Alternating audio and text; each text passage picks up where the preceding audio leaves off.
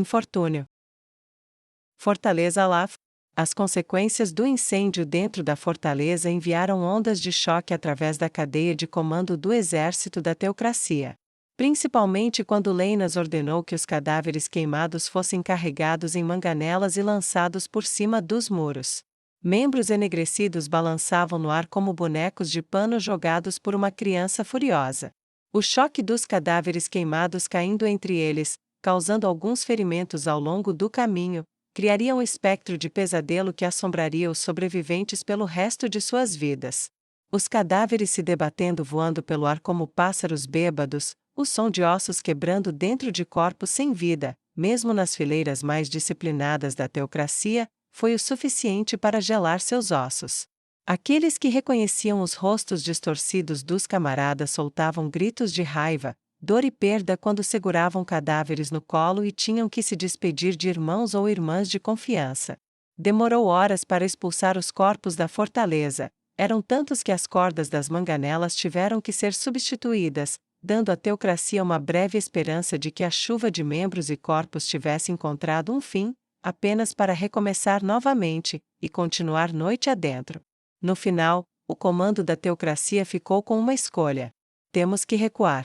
General Félix disse enquanto se apoiava na mesa de comando com os punhos. Por quê? Porque seus soldados são tão fracos e patéticos que alguns fracos queimados os fazem cagar. O rei elfo zombou do general com diversão arrogante em sua voz. Ele recostou-se em sua cadeira, que hoje eram duas elfas nuas, uma de 4, a outra ereta como encosto. Quando elas o seguiram até a tenda da teocracia e assumiram aquela posição, receberam uma série de olhares, do desgosto à inveja, mas não importa qual, suas bocas ficaram abertas até que pudessem se recompor. Primeiro por causa da visão, segundo por causa dos muitos hematomas que marcavam suas carnes. Foi com uma risada sinistra que ele simplesmente disse: essas duas fracas me desagradaram. Esta é a penitência delas para que suas vidas patéticas sejam poupadas. Isso calou a boca do comando da teocracia. Pelo menos naquele momento. Nossos soldados não são fracos. No entanto, havia muitos entre os atacantes que tinham camaradas aqui com os quais estavam intimamente ligados depois de terem passado anos lutando contra seu povo. Não são apenas os ferimentos físicos, são os mentais. General Félix disse friamente. Parece fraco e patético para mim. O rei elfo respondeu com um sorriso de escárnio. Você. Um dos assessores do general Félix deu um passo à frente e atraiu o olhar interessado do rei elfo, apenas para o próprio general colocar a mão no peito de seu ajudante e sussurrar para ele.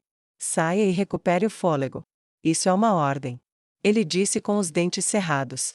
O assessor relaxou e saiu da tenda. Então você quer abandonar o cerco? O rei elfo perguntou com uma risada claramente vindo rápido.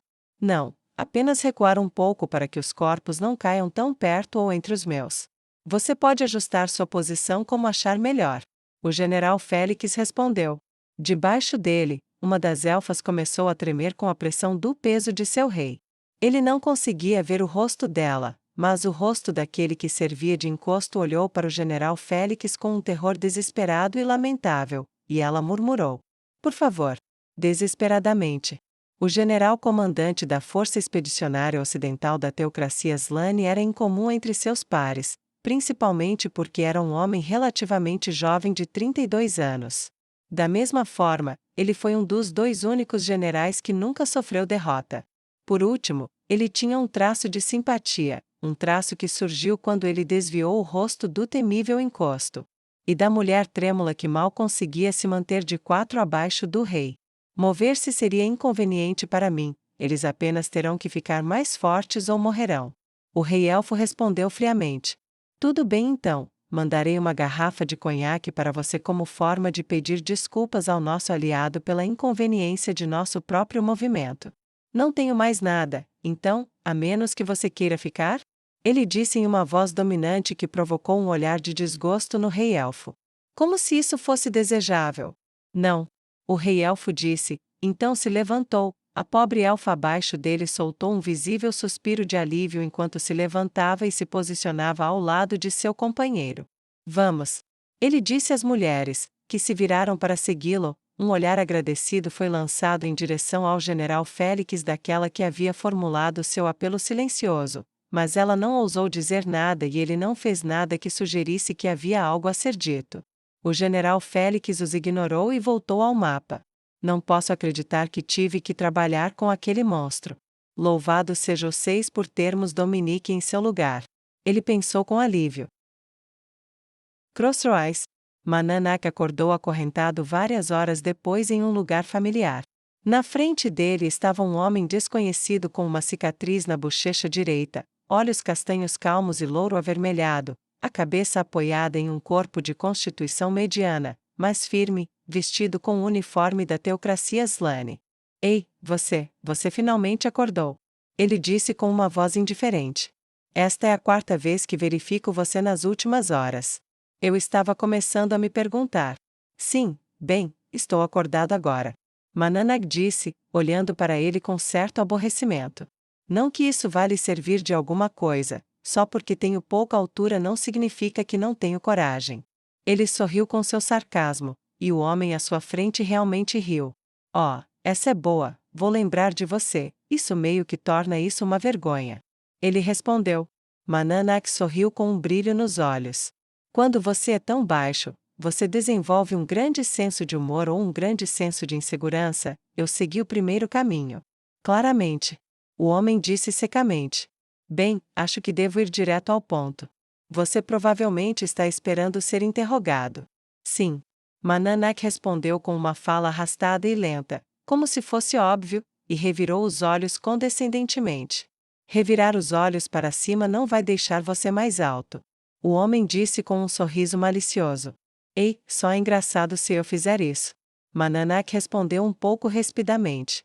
Tudo bem, vou me lembrar disso, mas indo direto ao ponto, não estou aqui para interrogá-lo, estou aqui para lhe oferecer uma escolha. Posso matá-lo ou você pode tirar a própria vida. Qual será sua escolha? E seja rápido, preciso voltar à patrulha antes que percebam minha ausência. Ele disse casualmente, cruzando os braços na frente do peito e batendo o pé com impaciência. Não há escapatória desta vez, hein? Mananak perguntou com pesar. Não, desde a última fuga a guarda foi duplicada. Não há saída, não desta vez, então o que será?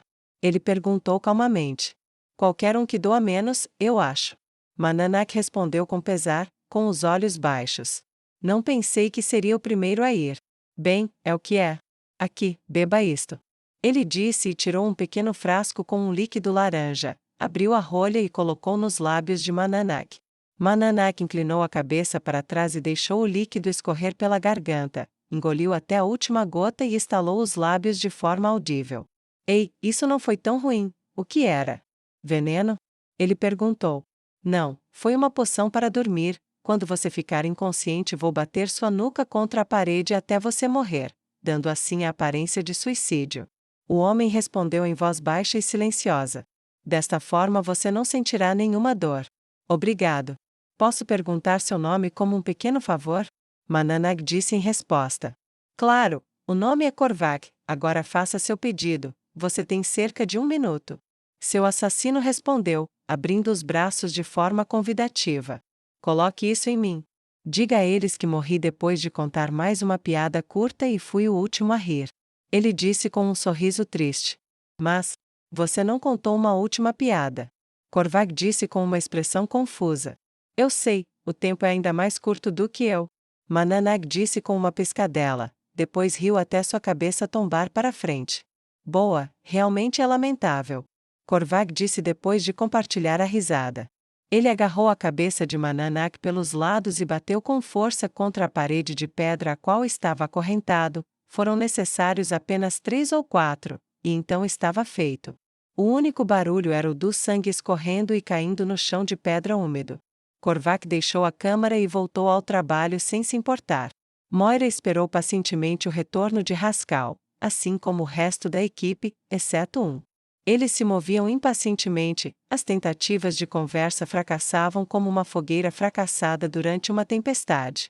Algo estava errado. Todos podiam sentir isso, as tentativas de piadas eram recebidas com risadas forçadas, até mesmo o imperturbável coruja mantinha uma expressão sombria no rosto. A tensão durou até Rascal entrar na sala. Todo mundo pronto? Ele perguntou enquanto empurrava a porta. Seu rosto estava gravemente sério, muito longe de sua expressão despreocupada comum e rosto gentil e brincalhão.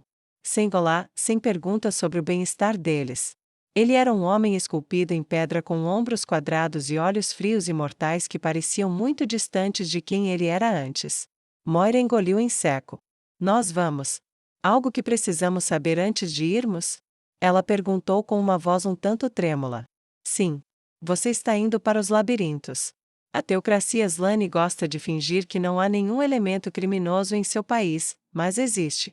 Eu sei que existe, porque ajudei a estabelecer parte dele.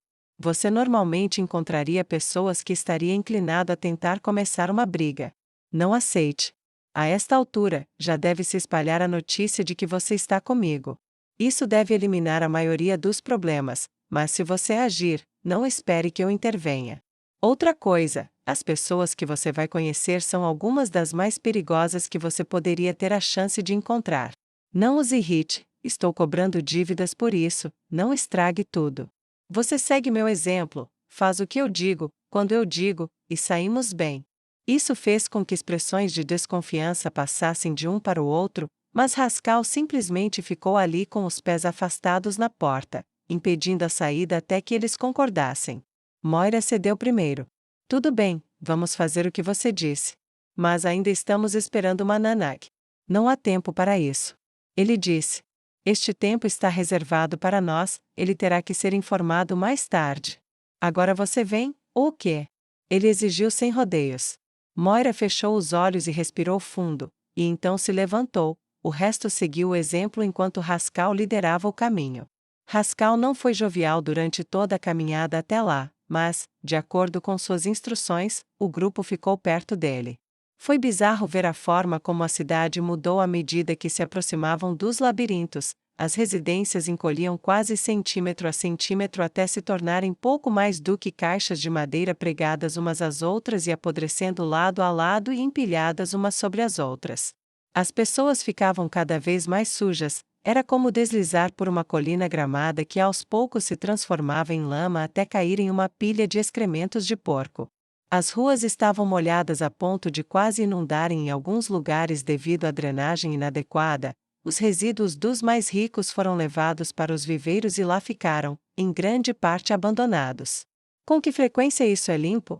Moira perguntou enquanto fechava os dedos sobre o nariz. Rascal riu. Uma vez a cada vez que o cheiro chega longe o suficiente para que as pessoas fora dos labirintos percebam. Então, em uma palavra, raramente. Fique aqui por tempo suficiente e você parará de notar. Não pense que eu quero fazer isso. Coruja disse com repulsa. Quem faria? Petir perguntou com um estremecimento.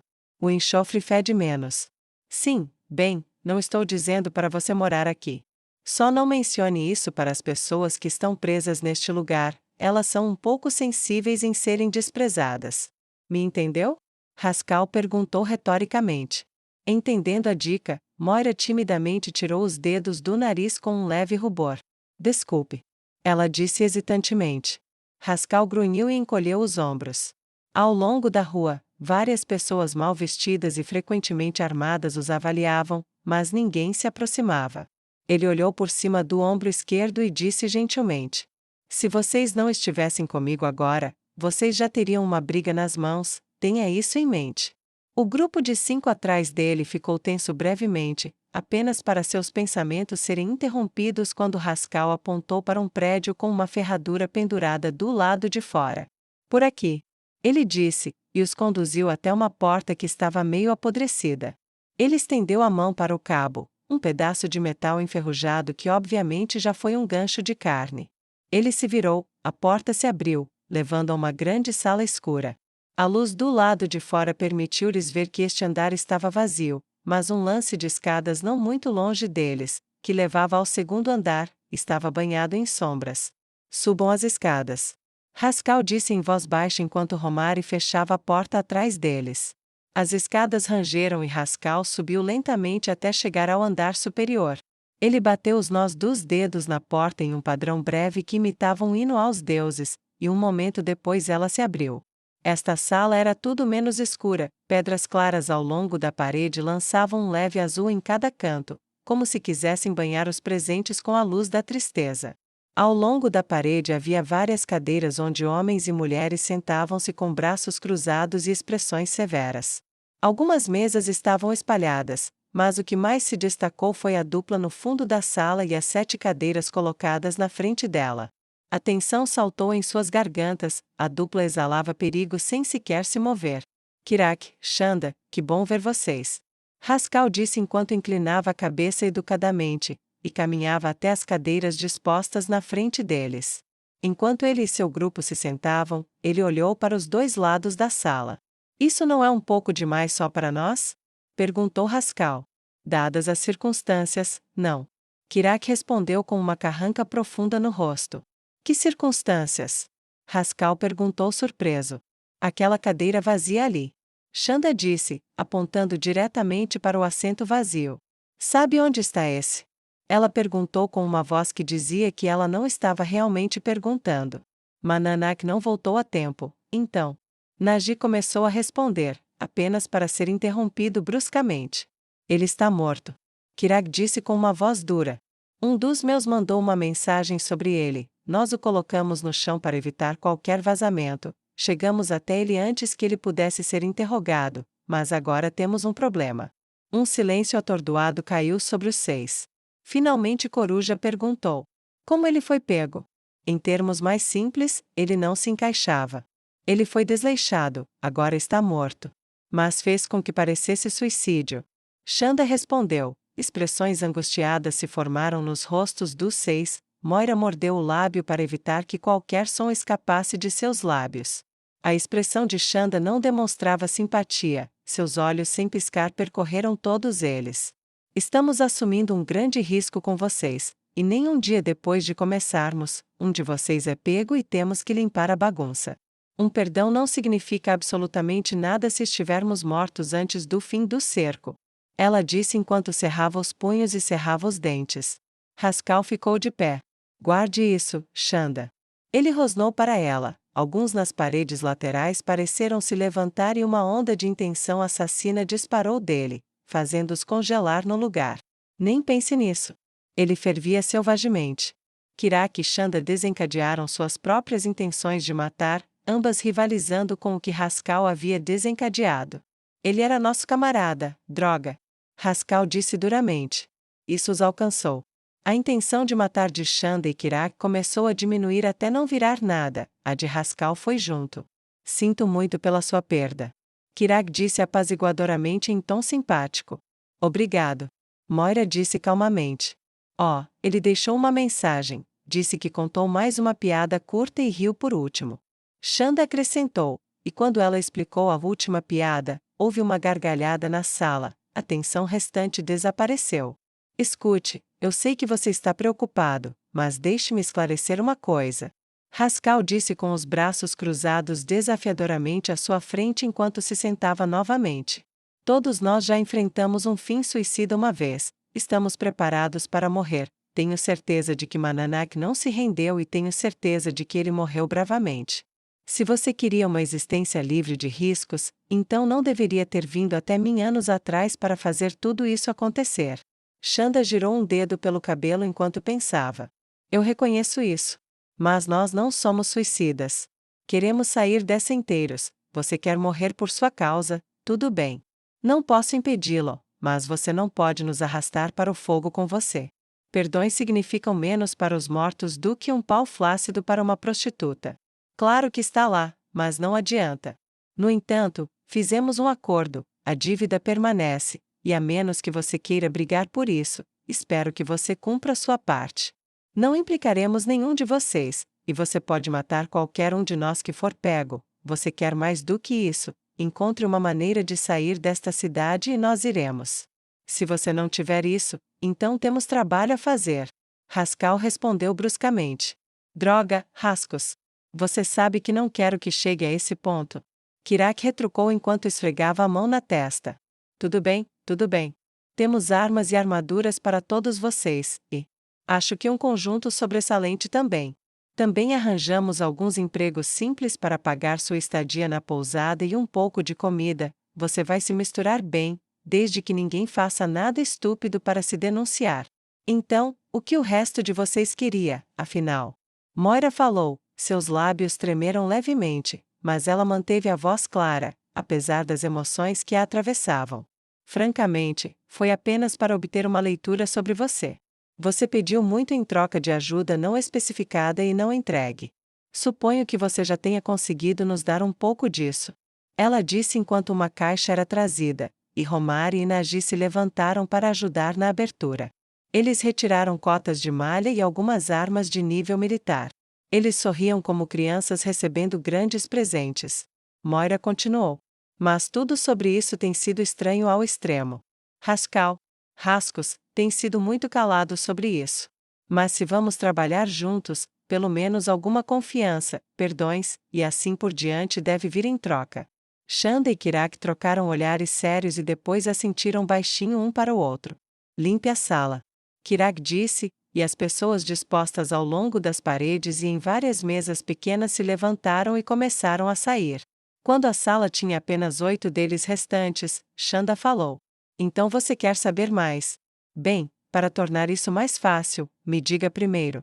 O que você sabe sobre as escrituras da teocracia Slane? Ela perguntou com um olhar intenso em seu rosto percorrendo todos eles.